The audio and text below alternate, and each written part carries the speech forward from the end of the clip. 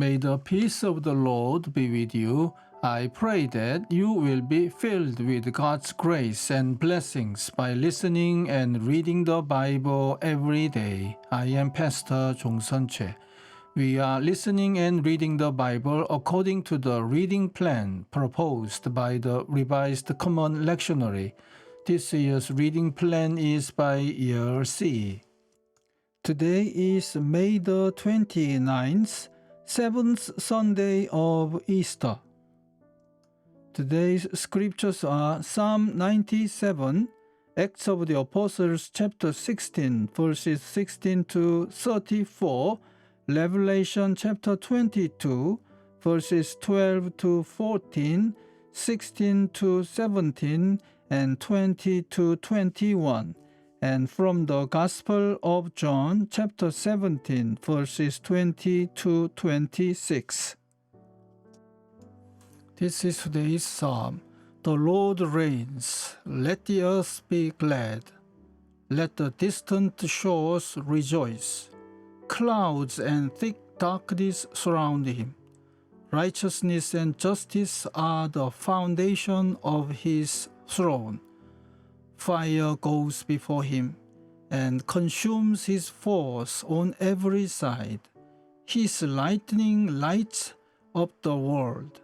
The earth sees and trembles. The mountains melt like wax before the Lord of all the earth. The heavens proclaim his righteousness, and all the peoples see his glory. All who worship images are put to shame. Those who boast in idols worship him, all you gods.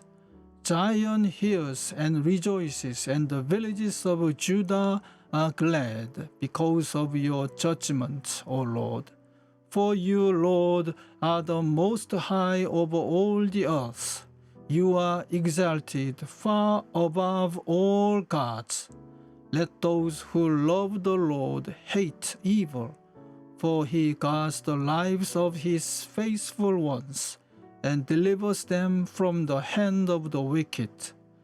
Light is shed upon the righteous, and joy on the upright in heart. Rejoice in the Lord, you who are righteous, and praise his holy name. Amen. This is today's first reading. Once when we were going to the place of prayer, we were met by a slave girl who had a spirit by which she predicted the future. She earned a great deal of money for her owners by fortune telling.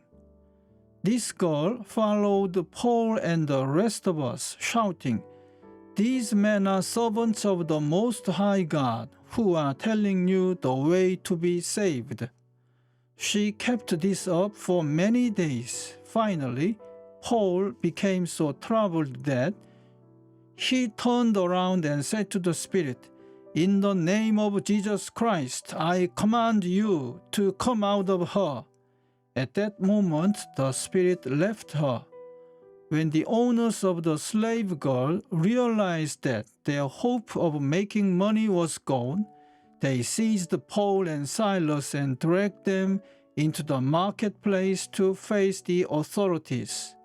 They brought them before the magistrates and said, "These men are Jews and are throwing our city into an uproar by advocating customs unlawful for us Romans to accept or practice."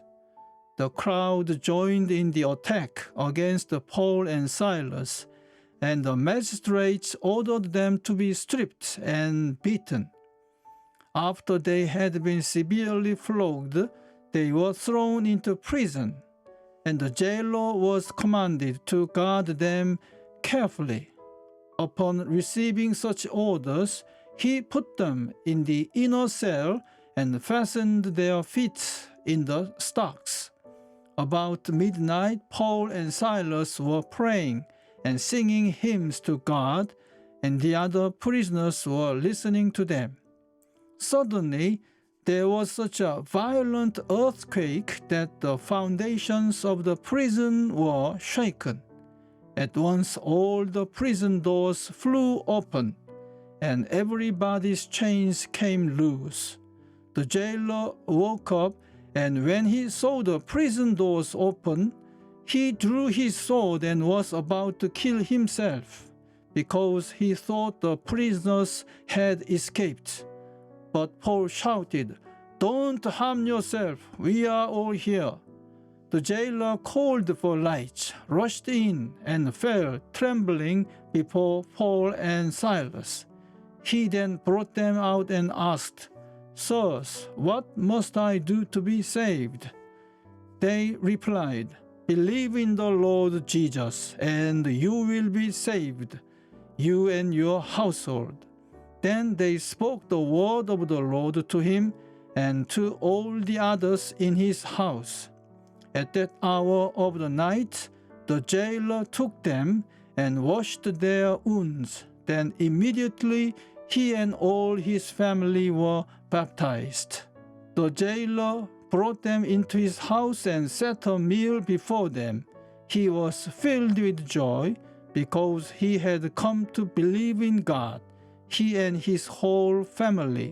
Amen. This is today's second reading. Behold, I am coming soon. My reward is with me, and I will give to everyone according to what he has done. I am the Alpha and the Omega, the first and the last, the beginning and the end. Blessed are those who wash their robes, that they may have the right to the tree of life and may go through the gates into the city. I, Jesus, have sent my angel to give you this testimony for the churches. I am the root and the offspring of David and the bright morning star. The Spirit and the bride say, "Come," and let him who hears say, "Come." Whoever is thirsty, let him come, and whoever wishes, let him take the free gift of the water of life. He who testifies to these things say, "Yes, I am coming soon." Amen. Come, Lord Jesus. The grace of the Lord Jesus be with God's people. Amen. This is this week's Gospel reading. My prayer is not for them alone. I pray also for those who will believe in me through their message, that all of them may be one, Father, just as you are in me and I am in you. May they also be in us, so that the world may believe that you have sent me. I have given them the glory that you gave me, that they may be one as we are one. I in them and you in me. May they be brought to complete unity, to let the world know that you sent me and have loved them even as you have loved me.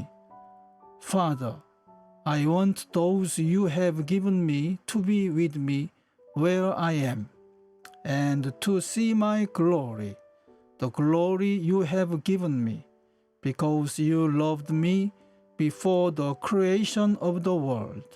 Righteous Father, though the world does not know you, I know you, and they know that you have sent me. I have made you known to them, and will continue to make you known, in order that the love you have for me may be in them, and that I myself may be in them. Amen.